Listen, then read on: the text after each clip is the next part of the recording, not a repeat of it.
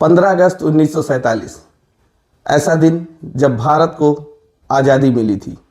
लेकिन आज़ादी के साथ ही भारत देश को एक दंश भी मिला था और वो दंश था दर्दनाक विभाजन का दंश। विभाजन के साथ ही बहुत सारे लोग लाखों की संख्या में पाकिस्तान से भारत आ रहे थे और भारत से भी बहुत सारे लोग पाकिस्तान जा रहे थे। ऐसे में जो हमारे देश में संविधान सभा थी उसके सामने ये प्रश्न था कि भारतीय नागरिक किसे माना जाएगा, कौन से ऐसे लोग होंगे कि जो भारत देश के नागरिक माने जाएंगे, कौन से ऐसे लोग होंगे जिन्हें भारत में वोट देने का अधिकार होगा, जिन्हें भारत में जो भी संसाधन हैं उनके उपयोग, उनके उपभोग का अधिकार होगा। ये सारे सवाल हमारे देश की संविधान सभा के सामने थे और इन्हीं प्रश्नों के उत्तर के लिए हमारे भारतीय संविधान में आर्टिकल 5 से लेकर 11 तक को ऐड किया गया है।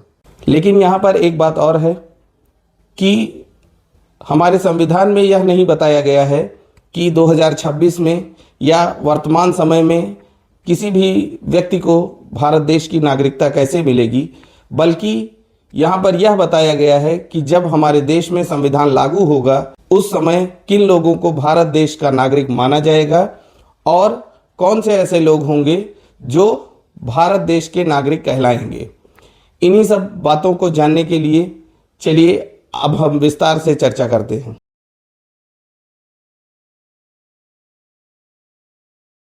संविधान लागू होने के समय संविधान निर्माताओं ने भारत में रहने वाले नागरिकों को 4 अलग अलग श्रेणियों में बांटा है, जो कि हमारे संविधान के आर्टिकल 5, 6, 7 और 8 में दिए गए हैं। तो सबसे पहले हम बात करते हैं आर्टिकल 5 की। आर्टिकल 5 में भारतीय नागरिकों के बारे में कहा गया है कि ऐसा व्यक्ति जो भारतीय संविधान लागू होने के समय भारत देश में रह रहा हो या भारतीय संविधान लागू होने से पहले जो व्यक्ति भारत देश में पैदा हुआ होगा वो भारत का नागरिक माना जाएगा, या कोई ऐसा व्यक्ति जिसके माता पिता या पिता में से दोनों में से कोई एक भारत देश में जन्म लिया हो, या कोई ऐसा व्यक्ति जो भारतीय संविधान लागू होने के ठीक 5 साल पहले से भारत देश में सामान्यतया रहता हो। ऐसा हर एक व्यक्ति भारत देश का नागरिक माना जाएगा। इसके बाद बात करते हैं आर्टिकल 6 की। आर्टिकल 6 में ऐसे लोगों के बारे में बताया गया कि जो पाकिस्तान से भारत आए, लेकिन उसके लिए एक कट ऑफ डेट तय की गई जो कि 19 जुलाई 1948 थी। यानी कि 19 जुलाई 1948 से पहले जो लोग भारत देश में आ गए थे उनको भारत देश की नागरिकता बहुत ही आसानी से मिल गई। इसके बाद जो लोग 19 जुलाई 1948 के बाद भारत देश में आए उनके लिए यह नियम बनाया गया कि पहले वे 6 महीने भारत देश में रहेंगे, उसके बाद उनका रजिस्ट्रेशन होगा और उसके बाद उनको भारत की नागरिकता मिलेगी। इसके बाद बात करते हैं आर्टिकल 7 की। आर्टिकल 7 में ऐसे लोगों के बारे में बात की गई, ऐसे व्यक्तियों के बारे में जो 1 मार्च 1947 को भारत देश से पाकिस्तान चले गए थे और बाद में वहाँ की परिस्थितियों को देखते हुए वे लोग फिर से वापस भारत आना चाहते थे। उनके लिए यह कानून बनाया गया कि ऐसे लोग जो पहले पाकिस्तान चले गए और बाद में भारत आना चाहते हैं और भारत की नागरिकता लेना चाहते हैं, तो उनके लिए यह नियम होगा कि पहले वो भारत देश में आकर 6 महीने रहेंगे, उसके बाद उनका रजिस्ट्रेशन होगा और जो ये 6 महीने रहेंगे उसके लिए उनको एक विशेष परमिट की आवश्यकता होती थी। वो परमिट अगर उनको मिलेगी तभी वो यहाँ आकर रह सकते हैं। यहाँ 6 महीने का समय उनको बिताना पड़ेगा और उसके बाद ही भारत की नागरिकता उनको मिलेगी। आर्टिकल 8 में बात की गई ऐसे नागरिकों के बारे में, ऐसे लोगों के बारे में कि जिनके माता पिता, दादा दादी या उनके पूर्वज अविभाजित भारत में पैदा हुए हों, लेकिन वे सभी किसी अन्य देश में रहते हों, जैसे अफ्रीकन कंट्री, अमेरिका, यूरोप, कहीं पे भी रहते हों। ऐसे लोग, जैसे इनको अभी अप्रवासी भारतीय यानी कि NRI कहा जाता है, उन लोगों के लिए यह व्यवस्था दी गई कि ऐसे लोग जिस किसी भी देश में रहते हों, वहाँ के भारतीय दूतावास में अपना रजिस्ट्रेशन कराकर और भारत की नागरिकता ले सकते हैं। ये तो थे वे तरीके जिनसे भारत देश की नागरिकता मिल सकती है। अब हम आपको बताते हैं कि वे कौन से तरीके हैं जिससे आपकी नागरिकता छीन सकती है। इसका उल्लेख आता है आर्टिकल 9 में। आर्टिकल 9 में ये बताया गया है कि भारत देश सिंगल सिटीजनशिप यानी कि एकल नागरिकता के सिद्धांत को फॉलो करता है।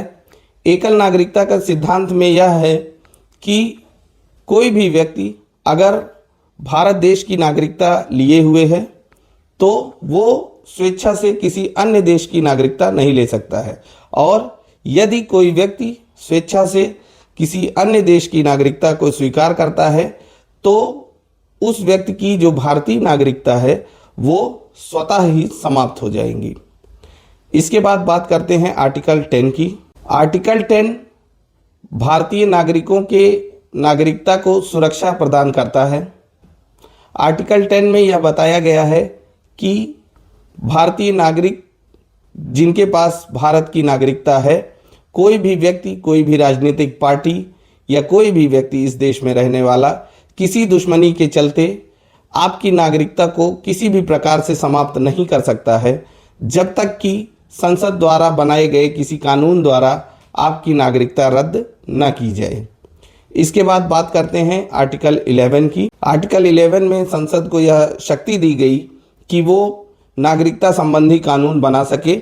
इसी शक्ति का इस्तेमाल करते हुए हमारी संसद ने सिटीजनशिप एक्ट 1955 बनाया और उसे लागू किया, जिसके तहत वर्तमान में भी हमारे देश में नागरिकता मिलती है। यानी कि अगर कोई अन्य देश का व्यक्ति हमारे देश में आता है और वह व्यक्ति हमारे देश की नागरिकता लेना चाहता है तो ऐसे व्यक्ति को जो नागरिकता मिलेगी वो सिटीजनशिप एक्ट 1955 के अंतर्गत मिलेगी। तो अभी फटाफट एक बार फिर से हम सारे आर्टिकल को रिवाइज कर लेते हैं। आर्टिकल 5 में ये था कि भारत के मूल निवासी यानी कि यहाँ जो भारत के मूल निवासी हैं उनको भारतीय नागरिक माना जाएगा। आर्टिकल 6 में था कि जो लोग 19 जुलाई 1948 से पहले भारत में आए थे उनको भारत का नागरिक माना जाएगा। इसके बाद था कि जो लोग पहले पाकिस्तान चले गए बंटवारे के समय और बाद में वो भारत आना चाहते थे उनको नागरिकता कैसे मिलेगी, ये था। उसके बाद था कि जो लोग विदेश में रहते हैं यानी कि अफ्रीकन कंट्री, अमेरिकन कंट्री, यहाँ सब रहते हैं, NRIs जो हैं अप्रवासी भारतीय, उनको हमारे देश में नागरिकता कैसे मिलेगी, वो था। उसके बाद आर्टिकल 9 में ये था कि अगर आप विदेशी नागरिकता लेते हैं तो आपकी भारतीय नागरिकता स्वतः समाप्त हो जाएगी। आर्टिकल 10 जो है वो हमारी नागरिकता की सुरक्षा की बात करता है और आर्टिकल 11 में संसद की शक्तियों की बात है जो सिटीजनशिप से संबंधित नियम कानून बना सकती है। तो दोस्तों ये था संविधान का भाग 2 यानी कि पार्ट 2 जो आर्टिकल 5 से लेकर 11 तक था। उम्मीद करता हूँ कि ये वीडियो आप सभी को बहुत पसंद आया होगा। और भी ऐसी जानकारी के लिए हमारे चैनल पर बने रहें। तब तक के लिए नमस्कार।